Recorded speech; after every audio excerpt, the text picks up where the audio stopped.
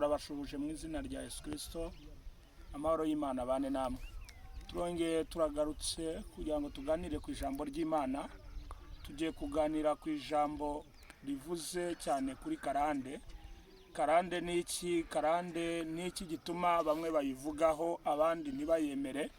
Karande tugiye kuganiraho uyu munsi, tugiye kuyisanga mu gitabo cy'Itangiriro igice cyaho cya 34 umurongo waho wa mbere. Ku nkuru z'umugabo bita Yakobo. Uyu Yakobo yagize karande nyinshi, agira karande zo guhura n'abagore batandukanye, agira karande zo guhura n'inshoreke ndetse n'abakozi be bo mu rugo yagiye ahura nabo kandi babyarana abana. Karande iragenda irakura, ariko uyu munsi ndashaka kugira ngo cyane dutinde ku mukobwa wa Yakobo.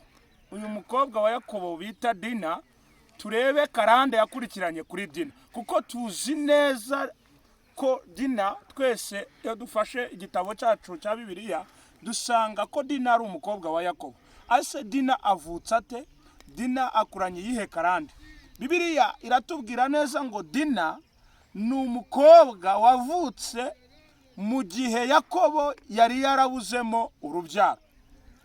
Amumaje kumubyara, amubyarira mu buzima bugoranye cyane, ubuzima burimo imbaraga za karande, kuko Dina yabyawe ku mugore wa gatatu, bivuze ngo ni karande n'ubundi yaravukiyemo, kandi abyarwa harabayeho ikibazo cyo kubura umwana. Ndashaka kugira ngo nkubwire ngo karande ntabwo itangira umuntu akuze, itangira akiri no mu nda ya mama we. Avutse Dina arahaguruka ajya mu kindi gihugu, ajya mu gihugu atembereye, ajya gusura bagenzi be b'abakobwa. Bibiri twereka neza ageze muri icyo gihugu, agera ku mudugudu baho za maraya. Aba bakobwa ba maraya bamubonye, babona ni agakobwa keza, umuhungu w'umwami abaramubengutse. Reka twifashishije Bibiliya dusome ku gitabo cy'Itangiriro igice cyaho cya 34 kuduhere ku murongo wa mbere. Avuze iki?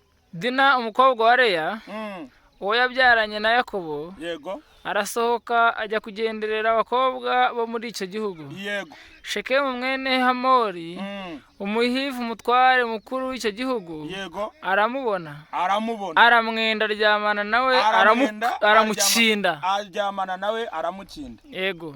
Gatatu haravuze ngo amarira umutima kuri Dina, Yego. umukobwa wa Yakobo, aramukunda, amubwira neza. Yesu ashimwe cyane bene data. Arangije ngamubwira neza. Mwumvishijemo ijambo Bibiliya ivuze gukinda, bivuze kumuhonga. Aramuhongera kuko yari amaje kumusambanya. Ariko ntago yagombaga kugumayo Dina. Dina yagombaga kugaruka, akagaruka mu gihugu cy'iwabo. Ngo ageze iwabo, muri izo nkuru muraza gusoma icyo gice muzabisangamo, ageze iwabo basaza be bararakara cyane, kuko bari bamaje kumenya ko Dina yafatiwe muri uwo mudugudu. Bene data, karande ya Dina irakura cyane. Umwana w'umwami amubonye yifuza ko bagomba kubana nk'umugore n'umugabo, ariko kubera ko basaza be barakaye ntibakunze ko babana. Igitumye batabanye n'iki?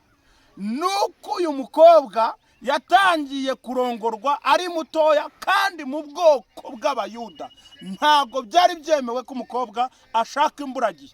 Dufite abana bashaka imburagihe kubera atari bo, ahubwo umwuka waho bagiye, ku mudugudu bagiyeho, hari uwo mudugudu bagasanga abana b'abakobwa bafite izo karande, bafite kwicuruza, bafite gukunda abagabo, bafite irari ry'abagabo.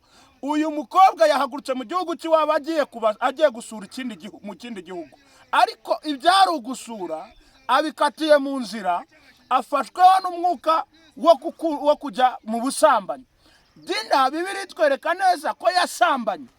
Gusambana, agaruka aje iwabo arabivuga, aba umwana w'umutima arabivuga, ariko mu buryo abivuzemo basaza be ntibigeze babyakira. Bamubwiye ngo icyo kirazira. Hepfo Bibiliya irabivuga neza, kirazira kikaziririzwa kuba waremeye kugenda ukajya mu mudugudu w'abakobwa b'abasambanyi. Nshuti yanjye rero karande ni iki? Karande ikurura ikigurupe, nicyo nashaka kugira ngo mbabwire. Icya kabiri, karande ituma ugenda utayoboje inzira. Karande ituma ugenda utayoboje inzira, ibije byose ubona ko ugomba kubyisangamo, igikundi cyose gihagurutse ukumva cyaba icyawe nawe wakibonamo. Uwo mwuka rero wo kwisanisha n'ibintu udakwiriye kwisanisha nabyo. Ndashaka kugira ngo nkubwire wowe unkurikiye, mwene data, ugomba kugira ibintu witandukanya nabyo, kubera ko ahantu uvuka byonyine umanza umenya amateka y'uburyo wavutsemo, umanza umenya amateka y'izina witwa, nurangiza urikorera ubusugire. Ni uyu Dina avutse kwa Yakobo, ariko kwa Yakobo uhuye n'izi karande zo guhura n'abagore benshi, akagira inshoreke, tumuzi nk'umugabo w'umuriganya. Nubwo we yaje kongera kubaha Imana, Bibiliya bivugaho ko Imana yamuhinduriye izina. Ikikubwira ko Imana iri kugukura muri karande, cya mbere ikora, cya mbere ihindura izina ryawe. Imana igahindura izina rikongera ukitwa izina n'Imana.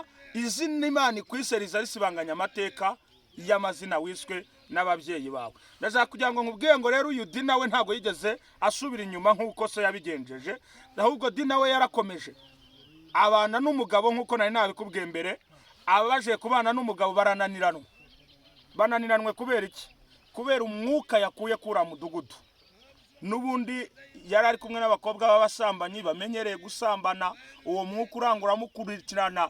Bene data, ndagira ngo nkubwire wowe unkurikiye, usenge, ujye usengera abana bawe, kuko imidugudu bajyaho ntuyizi, imidugudu banyuraho ntuyizi, umwuka uriyo ntuwuzi. Niyo mpamvu ubona n'amago muri iki gihe divorce zabaye nyinshi, abantu baba baranyuze ku midugudu myinshi, ariko iyo midugudu ntibarwane nabyo ngo barwane urwo rugamba rwo kwiyambura imyuka bambaye bageze kuri iyo midugudu. Kabiri, imyuka ikurikirana umuntu, icya mbere ihera ku izina.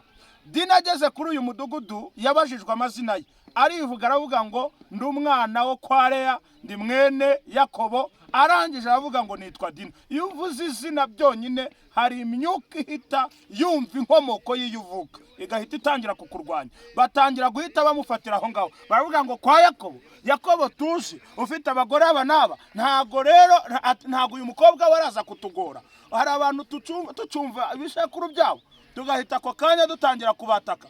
Umuntu agatangira kuhita yinjira mu buzima bwawe kubera ko umubwiye inkomoko y'iyuvuka, kubera ko uvuze izina ryawe. Dina arangije iryo zina rirakururumba, riragenda rifata intera ikomeye cyane, bituma bamubenguka. Kandi iyo yivugira ko wenda aje gusura ari umushyitsi, ntagerekaho ayandi mazina, birashoboka ko batajyaga kumuhohotera. Ariko noneho ngo uwo mwanya umwana w'umwami aba aramubengutse, ngo aranamwishimira cyane. Ariko ntiyaza no kumukomezanya ngo babane, kubera ko yamugejeje mu rugo ingeso kwa Dina iranga. Dina arakomeza arasambana. Asambanye basaza be babibonye baravuga ngo icyo twari tumwitezemo, inkwano twari twiteze, ntago tukizibonye. Bibiliya y'epfo iravuga ngo bari biteze ko bazamukwa ndetse bakazazana n'impano. Icyo gihe inkwano barazibura, na za mpano bari bategereje barazibura. Basaza be bararakara, barahaguruka bajya kwica umugabo wa Dina. Baravuga ngo nubundi ntacyo twigeze tubona, mbere na mbere inkwano zacu twari tutegereje ntazo twabonye, none ubwo tutazibonye ntago tugomba kuguha amahoro. Bamwicira umugabo. Dina ananirwa kwiyakira, ananirwa kwemera ubwo buzima, ahita asubira kuri wa mudugudu. Noneho sasa abaye umunyamahanga, ajya mu gihugu kitari ikiwabo, aho yarafitiye nibura no kuba yakihanganira akahaguma, akihanganira abasaza be bamajije kumuhemukira bakica umugabo we. Ntago yemeye kuhaguma, ahubwo asubira kuri wa mudugudu. Ageze noneho yakarande nakubwiraga, wa mwuka wamufasha akiri umukobwa agasambana wahise umukurikirana. Noneho yisanga mu kintu cyitwa kuba indaya mu buryo bweruye, atangira kuba maraya. Dina atangira ari umukobwa wa maraya, arinda asoza abaye maraya. Noneho Yakobo mu bana yabyaye, Dina niwe wazanye ikintu cyitwa gusenya gukomeye cyane mu muryango wo kwa Yakobo. Dina ntiyigeze yubaka, yahise yagura akora sosiyete, noneho abari uba perezida cyangwa reka mbivuge muri ubu buryo, aba umuntu mukuru cyane kuri uwo mudugudu, abari utangira kuyobora abandi. None aravuga ngo no gushaka mu byihorere, n'ubundi twigumire uko twari tumeze, dore n'uwo nashatse basaza banjye baramwishe, none twigumire kuri uyu muhanda. Hari abantu muri iki gihe bamajije kwivumbura, bakumva ko batakongera guca bugufi ngo Imana ibababarire icyaha bakoze bakiri batoya, n'uyu munsi akaba akiryamye mu cyaha avuga ngo nta zindi mbabazi twakongera kugirirwa, reka twongere twikorere ibyo twishakiye. Mwene data, wikongera kugwa mu ikosa nk'iryo waguyemo bwa mbere, wikongera gukora icyaha nk'icyakugaragayeho mbere. Nubwo byanze urugo rwa mbere rugasenyuka, nuko byanze ikibazo kigakomeza kikakururumba, uyu munsi ukaba waramajije kuzinuka umuryango w'iwanyu, garuka ku muryango. Kuko uyu mukobwa Dina iyo ikomeza akabana na bene se akanababwira uburyo yabonanye n'umugabo we, ntekereza ko baba baramaje kwiyumva bakigaya, bakumva ko bahemutse, bakumva ko bahemutse cyane, kuko umuhungu wari wamufashe ku ngufu icyo gihe yari yabashije kuba aza guca bugufi, abwira papa waramubwira ati rero hari umukobwa nabengutse wo kwa Yakobo, none ndashaka kugira ngo ujye kumunsabira dukora tubane kandi mu buryo bwemeye dukoze ubukwe. Ariko kubera dayimoni yateye uyu mukobwa akagenda atavuze, atabwiye ababyeyi, yagera yagahura n'icyo kibazo cyo gufatwa ku ngufu, yanagaruka ntaze guca bugufi ngo nibura yegera imiryango, byaranze birakururumba. Uyu munsi wa none mwene data, najyaga kugira ngo nkubwire wowe wari ufite icyo gikomere, ndagira ngo ubane nanjye muri iri sengesho tugiye gusenga, kuko hari umwuka w'abanyamahanga, umwuka uturuka ku midugudu, umwuka wa karandi kurikirana umuntu akisanga mu kintu atateguye, akasanga mu kintu atarazi. Uyu mwuka niwe nje kugira ngo uyu munsi duhangane nawe mu buryo bw'amasengesho. Nta zindi mbaraga zarengera abana bawe, nta zindi mbaraga zarengera ubuzima bwawe, nta zindi mbaraga zarengera umuvandimwe wawe uretse imbaraga z'amasengesho. Umwuka w'Imana ukakumanukaho, umwuka w'Imana ukagusobanurira, umwuka w'Imana akaba ari wo wonyine ubasha kongera kukugaruka, Uwiteka agahindura izina. Ndashaka kugira ngo nkubwire ngo Imana ibasha guhindura izina, nawe yaguhindurira izina. Iyahinduye izina uyu munsi wa none, igahindurira izina rya Sara, akakurwa kuri Serayi akitwa Sara, nawe yaguhindurira izina, kuko Sara nawe mu gishako cye yarihanganye. Nanjye nashaka kugira ngo nkubwire ngo mu buzima bwawe bwa buri munsi ihangane, ufate umwanya, ushinga ivi.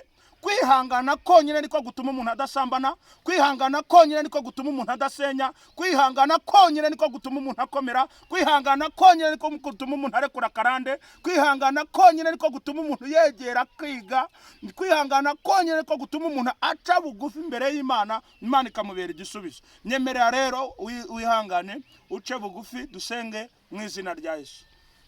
Ndagushimiye kuri Imana igira neza, ndagushimiye kuri Imana y'amahoro, ndagushimiye kuri Imana isenya karande, ugasenya n'amazina mabi yaranze umuntu, ukarandura n'amateka y'umuntu. Sengeye ubu bwoko bunkurikiye muri aya masaha, Mwana, nyemerera urambure ikiganza cyawe, wongere utange imbabazi, Mwana, kuko iyo amateka iyo tuvuka aradukura akasubiza abantu inyuma. Ariko ndakwinginze kugira ngo uyu munsi amateka y'iyo umuntu wese yavutse uyarwanye mu izina rya Yesu. Aya maraso yo kwa Yakobo yanze agakurikirana umukobwa we, akagenda agakurikirana abana be, yarangiza yagera kuri Dina akamutindaho, Dina akisanga mu mateka nk'aya se. Ndasenze ngo uyu mwuka utsindwe mu izina rya Yesu.